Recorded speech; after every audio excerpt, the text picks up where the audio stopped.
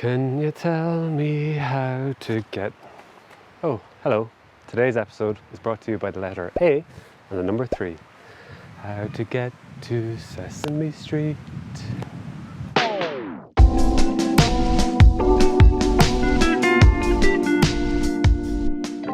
This is the all-new Audi A3, and there's a running joke that, sure, that's just a golf in a fancy frock. Well, it's quite a good-looking frock, and this frock happens to be Tango Red. Today we're testing this sporty S-Line. So what makes an S-Line? Well, sporty aggressive bumper, roof spoiler, 18-inch alloys, roof spoiler, aggressive rear bumper with fake exhaust vents. You join me in the boot of the A3. There's 380 litres of space here, 1200 if you drop the seats down. That 380 is the exact same as the Golf, Leon and BMW 1 Series. Plenty of space here for meditation. As you can see, nice wide opening and a low lip for lifting heavier items in easier. Right, in the back, as you can see, it is a bit tight for me. I'm 6 foot behind myself and knee room is close. There's little grooves in these S-Line seats just to slot yourself in, but it's still pretty tight on the knee room front. Headroom, on the other hand, is pretty decent actually. You also have an armrest with 2 handy cup holders, and the seats are actually very comfortable and squidgy and soft and lovely and supportive. One strange bit is the sort of floating door handle here. Kind of strange to get used to, but it's different. Not bad.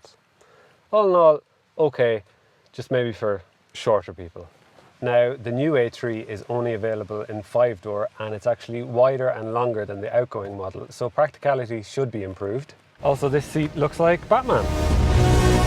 Back in the front, as I alluded to earlier, this is the S-Line model. So S-Line goodies include the sporty seats with the S-Line badging, the flat bottom steering wheel, some S-Line kick plates, and some stainless steel pedals down here.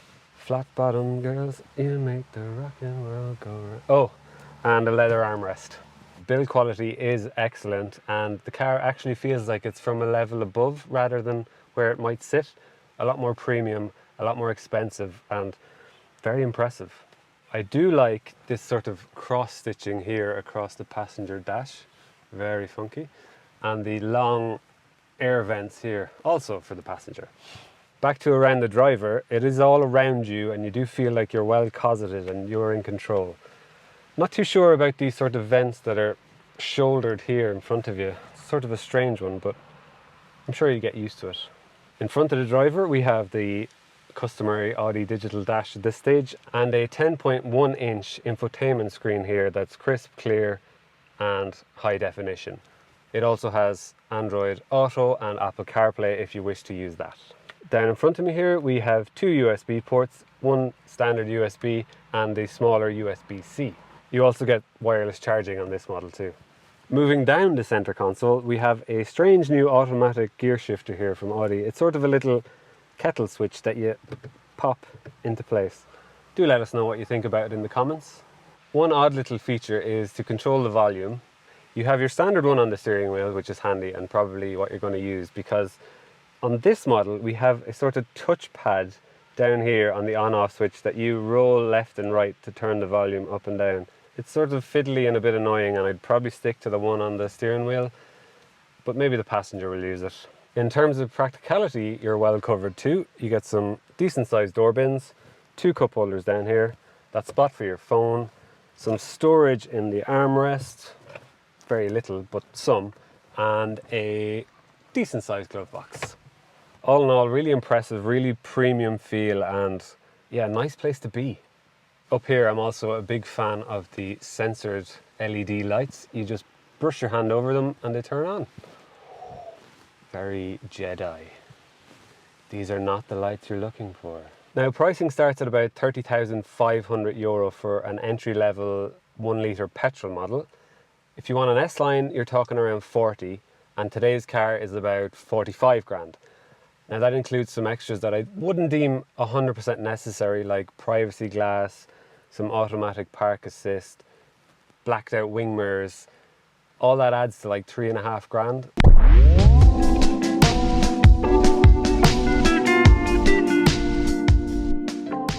Right, so behind the wheel, I've only picked this car up about an hour ago, so this will be sort of a first impressions, come along with us type of thing. First thing I'm going to do is I'm going to pop it into sport mode. So pick your modes here. You have 5 different modes: efficiency, comfort, auto, dynamic and individual. Dynamic is sport mode. So we're just going to throw it in that. We get a nice little S on the screen. We have 3 engines on offer in the A3 range. There is a 1 litre petrol, 1.5 petrol and a 2 litre diesel. And you can have either 7-speed auto or 8-speed manual. We have a 7-speed auto, 1.5 TSI, so 150 brake horsepower, and 0 to 100 kilometers an hour takes, I think, 8.4 seconds. And we will test that out now.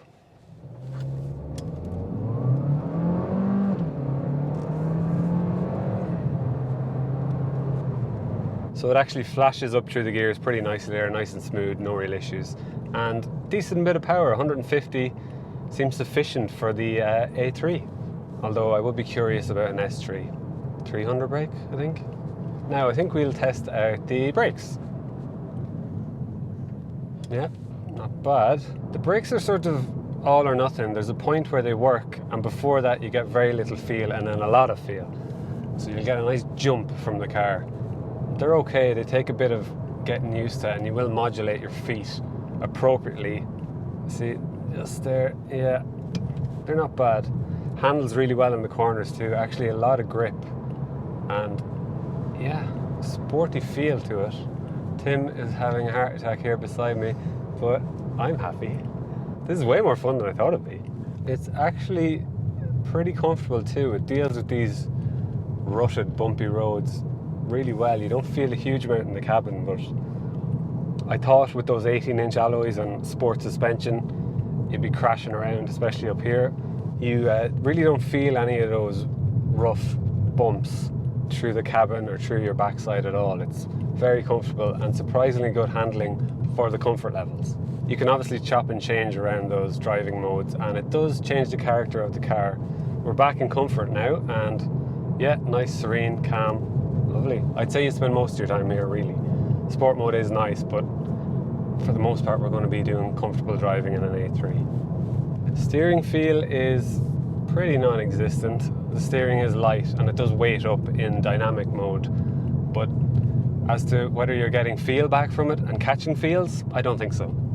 Now I can't comment personally on fuel economy because I've done about 50 kilometers in the car so far, but according to the computer here in front of me, the long-term memory says it's getting 37, 38 miles per gallon, which is not bad. Considering the engine is only really getting run in now, I still think you'd be capable of 40s, somewhere in that early 40s region without much hassle.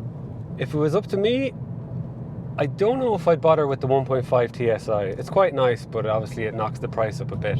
I think if I was recommending a setup, I'd probably just go with the 1 litre TSI and a 6-speed manual. It'll save you a bit of cash, and that engine gives you enough power at 110 brake horsepower for the A3 if you're not feeling particularly sporty and want the 1.5 TSI. So that's the Audi A3. I've really liked this car. I was even messing around on the Audi configurator back at home last night just to see what we would be dealing with today. Now my car ended up with the 1 litre petrol turbo in turbo blue on some nice black alloys. So there's some days, you know, when you just like messing around with the fantasy configurator to see what you do. My car came to about 38 grand, but yeah, it was a nice little one. Anthony had fun? No, I can't. Elmo! Do your one again? That's so good. No, I can't do a Sesame Street outro. Well, I had fun talking about this car and I've really enjoyed it. Please do like and subscribe and share and keep coming back for more. We'll be back next week with another review. See you then.